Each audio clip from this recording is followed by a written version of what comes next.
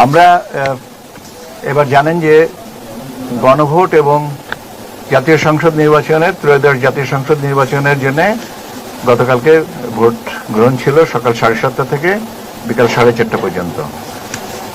আমরা মোট 299টা আসনের ভোট গ্রহণ করেছি। এই 299টা আসনের মধ্যে আমরা অতিরিক্তভাবে আপনাদের কাছে এখন 297টা আসনের ফলাফলের কথা বলবো, বেসরকারি ফলাফল। সেটা হচ্ছে আপনার চট্টগ্রামের 2টো আসনের ফলাফল মাননীয় আদালতের নির্দেশ অনুযায়ী, ওটা আমরা আপনাদের সাথে শেয়ার করছি না। তো এবং কাজে আমরা আপনাদের কাছে 297টা আসনের ফলাফল, যেটা বেসরকারি ফলাফল, সেটা আপনাদের কাছে আমি জানিয়ে দেব। আপনারা গতকালকে থেকে আগে জানতে চেয়েছিলেন যে পার্সেন্টেজ কত শতাংশ ভোট পড়েছে। এটা আমি বলেছিলাম যে আমি শেষে বলবো। তার কারণ হচ্ছে যে তথ্যের বিভ্রাট যেন না হয়, সেজন্য আমি কম্প্রিহেন্সিভলি শেষে এসে বলতে চেয়েছিলাম। তো আমি শতকরা হিসাবটা দিয়েই শুরু করি। জাতীয় সংসদ নির্বাচনের প্রদত্ত ভোটের শতকরা হার হচ্ছে 59.44, 59.44, 59.44% ভোট পড়েছে। আর গণভোটের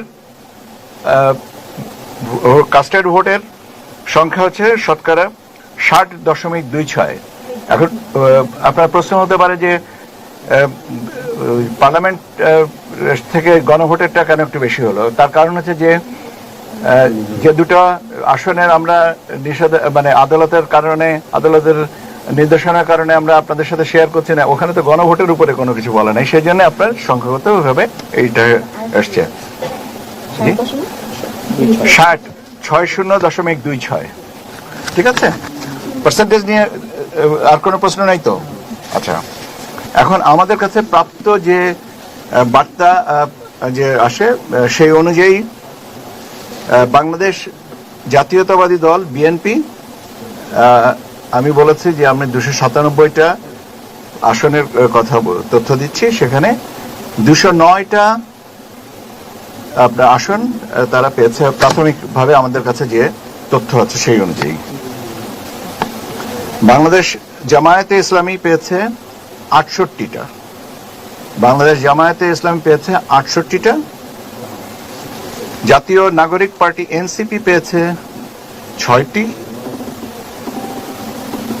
বাংলাদেশ খেলাফত মজলিস পেয়েছে 2টি,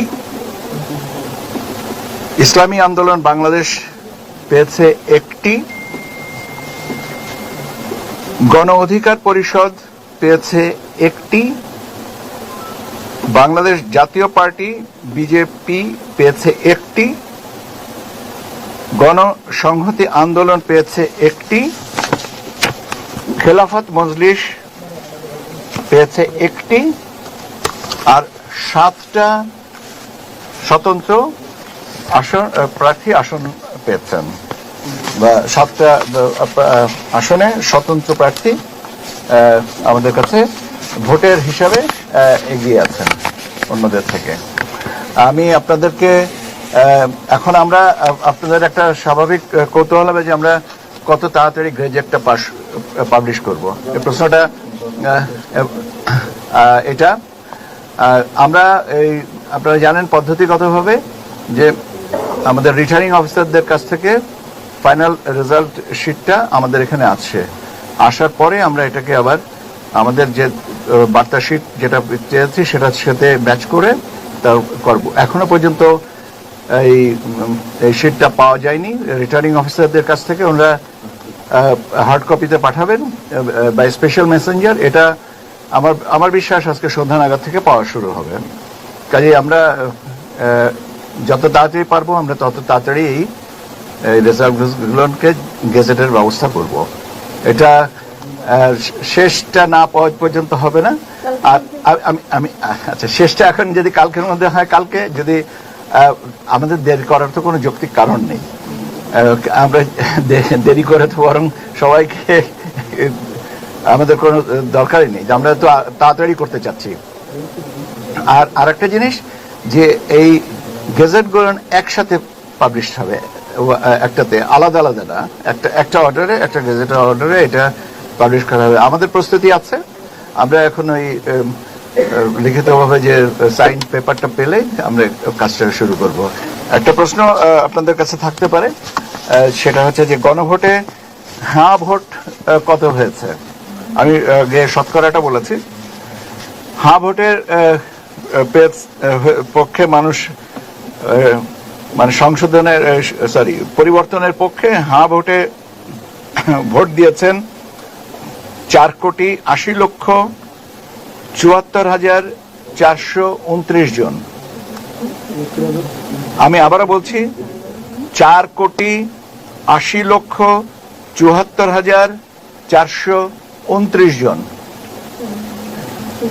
না আবার বলবো? ঠিক আছে, বলতে পারি, অসুবিধা নেই। হ্যাঁ ভোটের পক্ষে বলেছেন 4 কোটি, আমি বরং সংখ্যাটা হিসেব করে আপনারা বোধহয়, হ্যাঁ গুড, থ্যাংক ইউ, 429। না 2,25,65,627।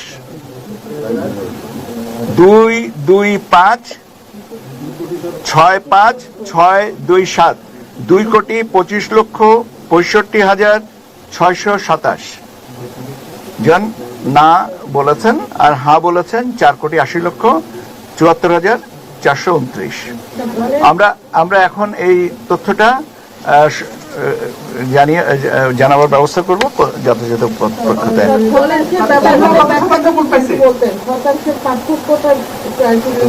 শতাংশের পার্থক্যটা হচ্ছে, আমি বলেছি যে চিটাগংয়ের 2টা আসনে আপনার যে ভোটের যেটা, সেটাকে আমরা পার্সেন্টেজে হিসাব করি নাই, কিন্তু গণভোটের উপরে যেহেতু নিষেধাজ্ঞা নাই, মাননীয় আদালতের কোনো নির্দেশনা নাই, সেজন্য গণভোটে তাদের পার্সেন্টেজটা ইনক্লুড করা আছে।